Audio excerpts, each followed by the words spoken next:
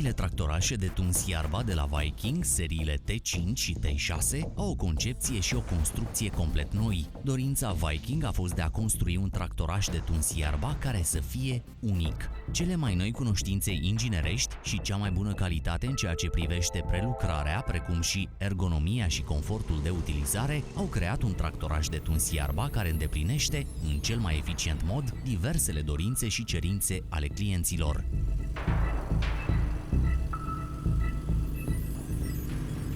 Construcția sudată a șasiului este deosebit de stabilă. În acest caz s-a utilizat experiența acumulată de-a lungul anilor. La această formă s-a ajuns prin teste de încărcare intensive și de lungă durată. Bara de protecție nu este doar un element atractiv de design, ci protejează aparatul și ajunge până la scara de urcare.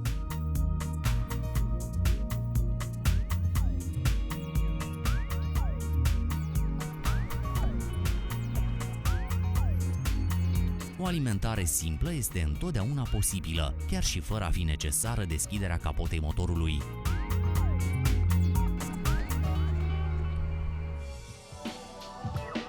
Reglarea confortabilă a poziției de ședere permite atât persoanelor înalte cât și celor scunde să ocupe o poziție optimă pe tractorașul de tuns iarba. Scaunul poate fi rabatat și în față. Volanul conceput de Viking oferă o senzație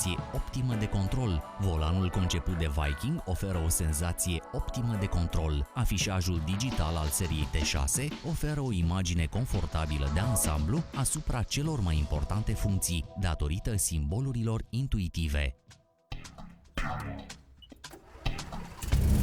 Configurația și poziția de bază a pedalelor au fost adaptate celor ale unui automobil. Pedala de acționare în dreapta, pedala de frână în stânga. Absolut simplă și creată pentru lucrul rapid este și cuplarea pentru mers înainte și înapoi, dezvoltată de Viking.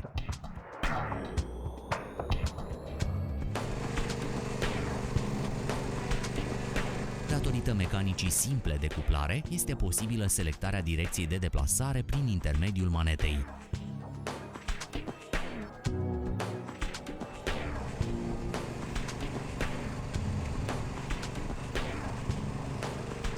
Comanda cutiei de viteze hidraulice se face prin pedala de acționare și permite o alegere exactă a vitezei de deplasare.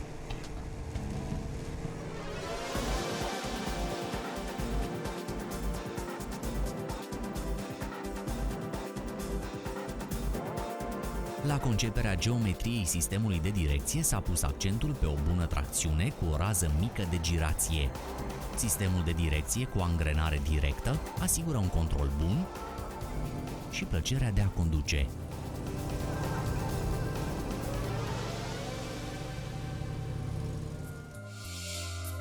Reglajul înălțimii de tăiere la tractorașele de tuns iarba din seriile T5 și T6 asigură o libertate optimă de mișcare a dispozitivului de tundere.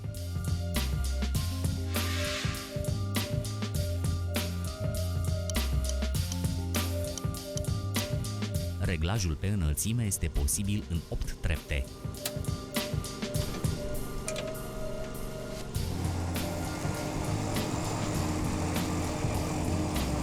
Datorită sistemului de blocare, este împiedicată o dereglare nedorită a dispozitivului de tundere în cazul trecerii peste denivelări.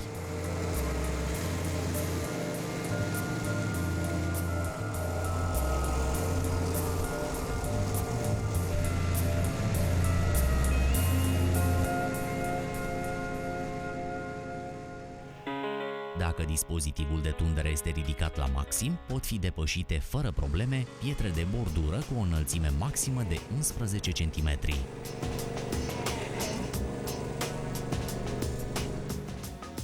La dezvoltarea noilor tractorașe Viking de tuns iarba s-a pus un mare accent și pe simplitatea operațiunilor de întreținere. Astfel, întregul dispozitiv de tundere poate fi demontat în cel mai scurt timp posibil în scop de întreținere sau curățare, fără utilizarea de scule.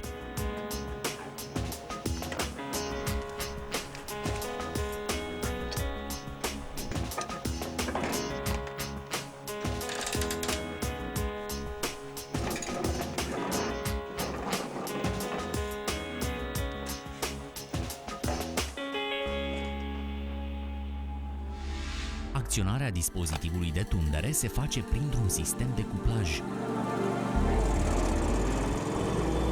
La conceperea sistemului de cuplaj s-a pus accentul pe o utilizare simplă și o transmitere a cuplului cu randament maxim. Datorită unei curele speciale de cuplare, cureaua permanent cuplată a dispozitivului de tăiere este acționată prin intermediul unei fulii pentru cureaua dublă. La unele modele, cuplarea dispozitivului de tundere se efectuează electric și confortabil, prin intermediul unui panou tactil de pe consola de comandă. Confortul de conducere este asigurat și de funcția tempomat. Aceasta este cuplată de asemenea pe cale electronică și permite lucrul fără oboseală, mai ales pe durate mai lungi și pe suprafețe mari.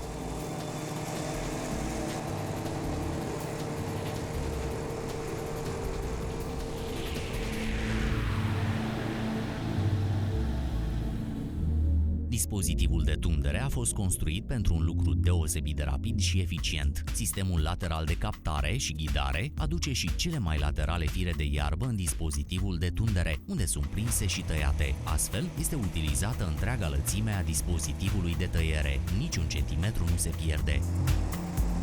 Tehnologia excelentă asigură o tundere curată fără goluri. Nu constituie o problemă nici tunderea cu margini precise, de exemplu, de-a lungul pietrelor de bordură, al gardurilor vii sau al drumurilor.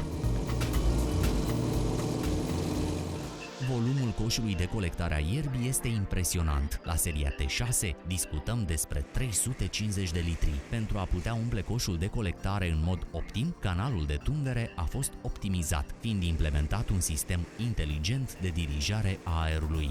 Pentru a putea umple coșul de colectare în mod optim, canalul de tundere a fost optimizat, fiind implementat un sistem inteligent de dirijare a aerului. Un indicator pentru nivelul de umplere emite un semnal sonor la atingerea nivelului maxim de umplere.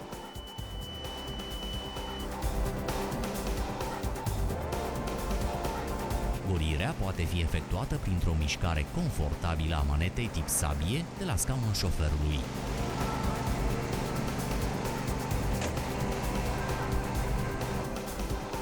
Și demontarea și montarea coșului de colectare a ierbii este foarte simplă pentru utilizator, soluții geniale pentru un confort fascinant. Configurația dispozitivului de tundere și reglajul pe înălțime permit o utilizare combinată a tractorașului de tuns iarba ca dispozitiv de tundere cu urmărire a conturului. După fixarea reglajului pe înălțime pe nivelul cel mai mic, sistemul de urmărire a conturului poate fi cuplat electric.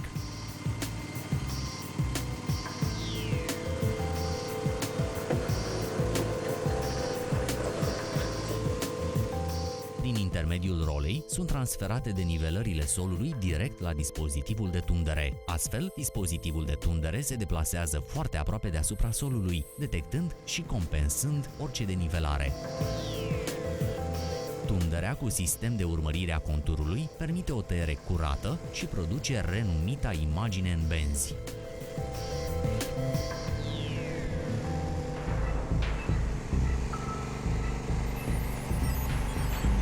Prin activarea frânei de parcare, tractorașul de tuns iarba este parcat corect, împiedicându-se o deplasare accidentală a acestuia.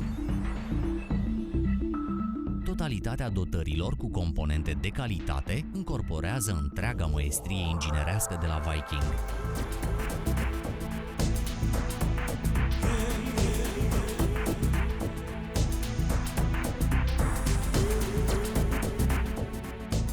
Acest lucru nu se vede doar în productivitatea operației de tundere, ci și în funcțiile convingătoare și în manevrarea simplă, cu confortul fascinant în conducere și utilizare al noilor serii de tractorașe de tuns iarba T5 și T6 de la Viking.